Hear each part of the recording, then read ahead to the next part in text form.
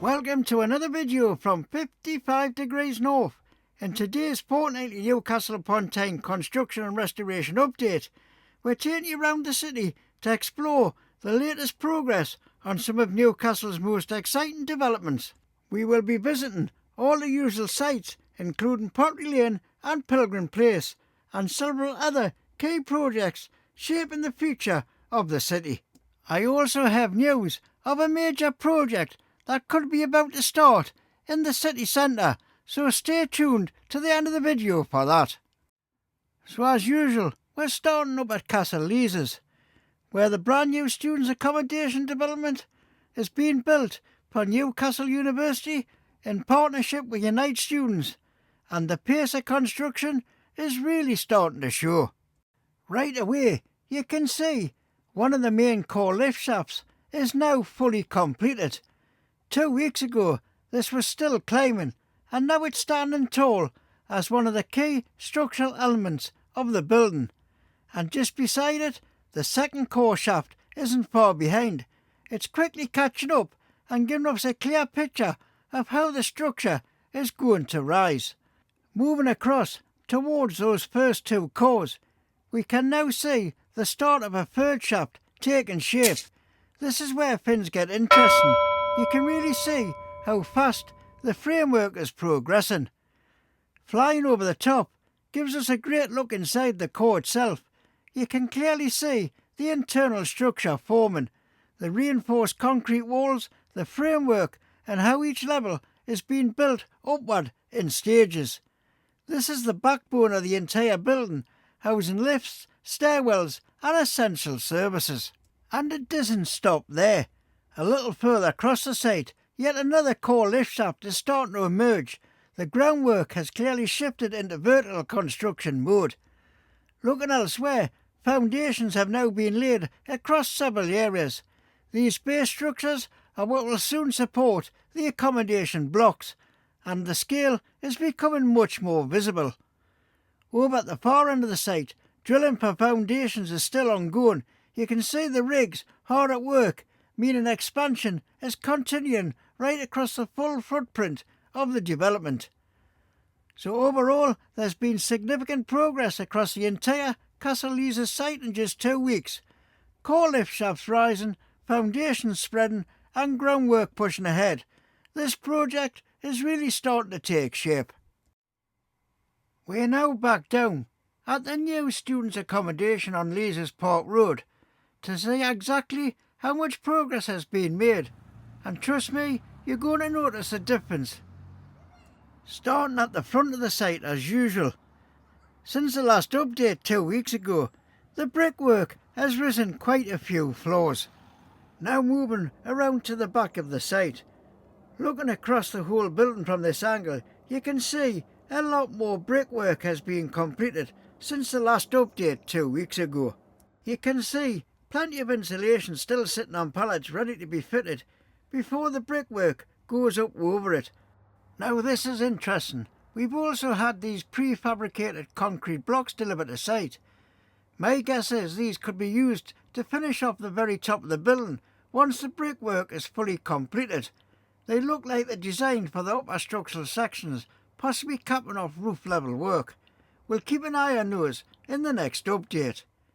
If you look right at the top now, you can see decorative panels have been fitted. That's another sign we're moving from heavy structure into finishing details. Moving a little further down to where there used to be plastic sheeting, there's now new framework installed. From the positioning and the layout, this looks like it's going to be the main entrance once everything's completed. It's really starting to take shape and give us an idea of what the final look will be. Now, moving round onto Leazes Park Road itself, it's pretty much the same story here. A lot more brickwork has been completed. Every side of this development seems to be progressing at the same steady pace.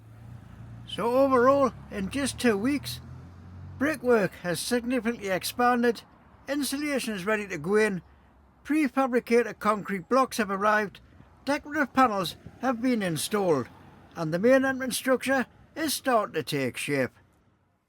We are now back down at Pottery Lane, where Olympian homes are pushing ahead with these two massive new apartment blocks. Now, from up here on the Redgate Bridge, honestly, it doesn't look like much has changed since the last update, but don't let that fool you, because once we get closer, there are actually some interesting developments taking shape, and even some progress we can't see from up here.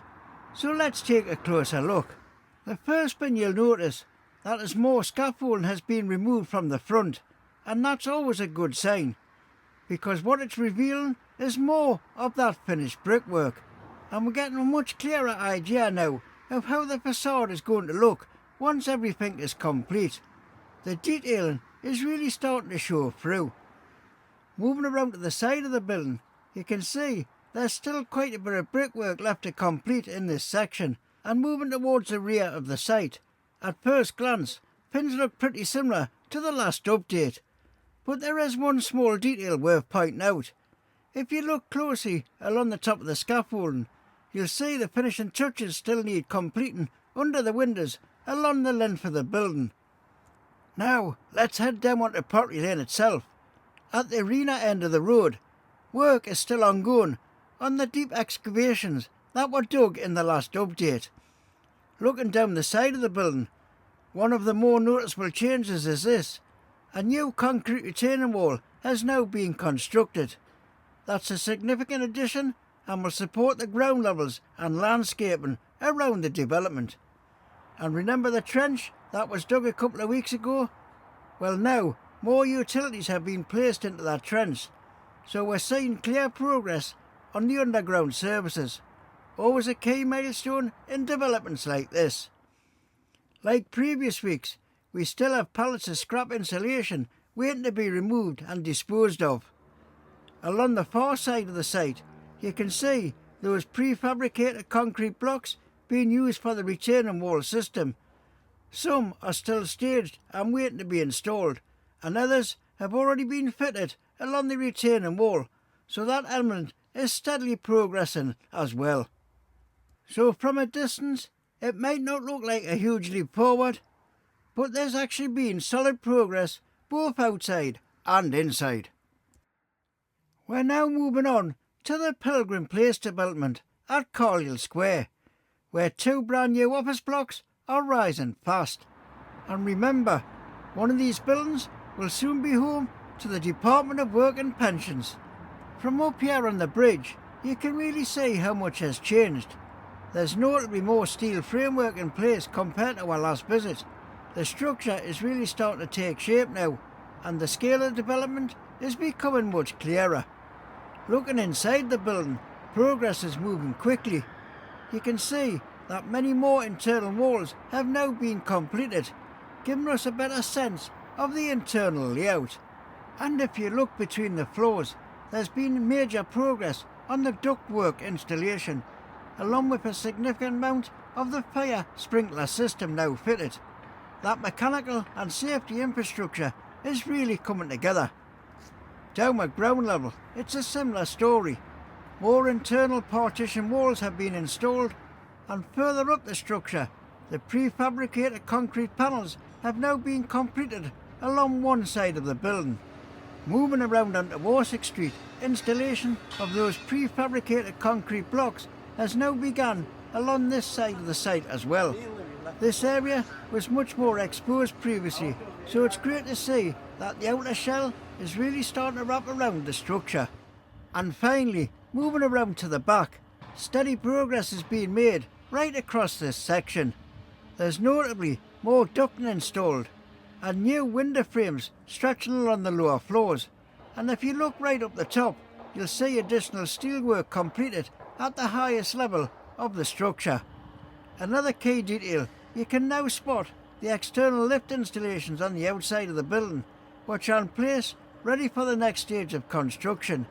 That's always a big milestone moment on developments like this. So overall, solid and consistent progress here at Pilgrim Place. The structure is rising, the facade is forming, and internally the services are really advancing. And now for a very quick update on the new regional hub for His Majesty's Revenue and Customs. Since the last update, one of the most notable changes was the removal of the external lift on the side of the building. For a moment it looked like that phase of work was complete, but now a new lift has been installed. This replacement lift is in place while the internal fitting out continues inside. Over on the Pilgrim Street side, some very welcome news. Greggs is now officially opening for business, and it's going to be popular for shop workers, visitors and anyone passing through the area. Moving further up the street, the new Tesco Express is really starting to take shape. Work is still ongoing inside, but the new signs above the doors have gone in, and that's always a sign that opening day isn't too far away. Now moving up to Ellison Place for another update on the brand new North East Space Skills and Technology Centre being built for Northumberland University, and things are really starting to come together. Starting here at the front, at first glance everything looks pretty much the same as the last update. Not a huge visual change from this angle, so let's move in and take a closer look, because that's where you really see the progress. Now down at the bottom end of the site, this section is looking pretty much complete. All the remaining facade panels have now been fitted along this side of the building, which really gives it that finished, polished look. At the bottom of this section, there's still some doors to be installed, and you can spot a few small gaps in the cladding panels that still need completing, but we're clearly in the final stages here. Moving around to the other side of the building, this elevation is almost complete as well. There are just a few more panels along the top that need to be installed. Once those are in place, this side will be finished off nicely. And around at the far side, this is where we've seen notable progress since the last update. More glass and external panels have been fitted, really transforming the look of this elevation. There's just a section in the top corner still to be completed. And finally, just outside what will be the main entrance, you can see plenty of materials waiting to go in. These are for the internal fixtures and fittings. This usually means the focus is shifting more heavily towards the interior now, and finishing works starting to ramp up. So overall, while the front might not look dramatically different from a distance, once you get closer you can really see how far this project has progressed. And now for a quick update on the pavement improvement works on Northumberland Street. After more than 2 years of disruption, noise, barriers and endless construction, Northumberland Street is finally nearing the finishing line, and yes, there's an official end date in sight. Northumberland Street, the North East's biggest high street, has been undergoing a major transformation since December 2023. For shoppers, businesses and commuters, it's meant detours, fencing, heavy machinery and plenty of patience. But according to Newcastle City Council, the long-running pavement improvement works are now just weeks away from completion, and they're on course to finish in April this year. Northumberland Street isn't just any street, it's the beating heart of Newcastle's retail scene. From major brands to local businesses, it sees thousands of visitors every day.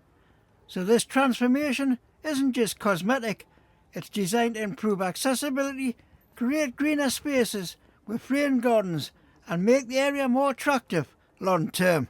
So the big question is now, will it be worth it when it's finished? Let me know your thoughts in the comments below. And now for the project I mentioned at the very start of this week's update. The long-awaited transformation of Percy House and the former Labour Club site on the corner of Percy Street and Gallagher. And trust me, this one could seriously reshape this part of the city.